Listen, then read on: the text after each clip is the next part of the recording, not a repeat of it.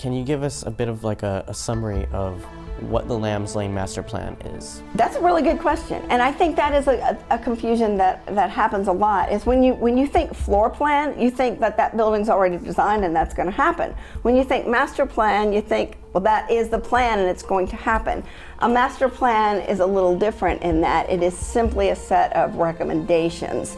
The whole goal is for the students of Albemarle High School to be able to have all of their facilities within this loop road, so that they're not crossing roads. It's so that everything that we're doing, it's almost like the sports complex at colleges and things like that, where you try to keep all your fields close together.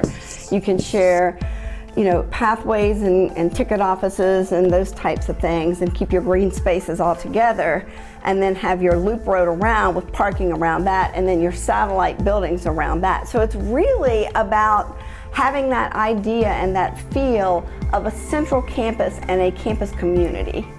And it also allows all your sports to kind of be on a level playing field, so that nobody has to go across the road and down the hill, and to be able to get to their athletic facility. They can use the same locker rooms a lot of times.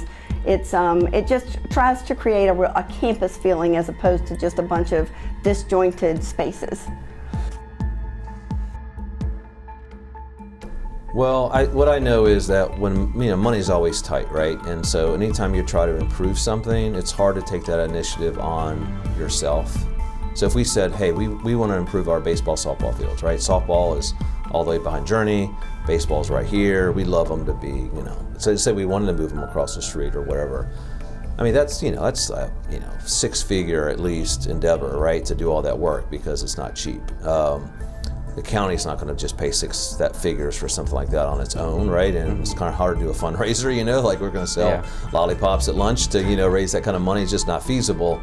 So while I think people think, oh, it's like tradition, it's been there behind the stadium, like it's a nice field, that kind of stuff. The only thing I always think of is if you can improve your facility by virtue of like a bigger plan. So if Lambs Lane is going to come in and potentially go through that baseball field behind the Boys and Girls Club, then it's not necessarily a bad thing if you could get the baseball and softball complex together and make them state-of-the-art, make them ones that like you're really proud of in terms of if anybody came to visit, like it's just like an awesome complex that you would have for your teams.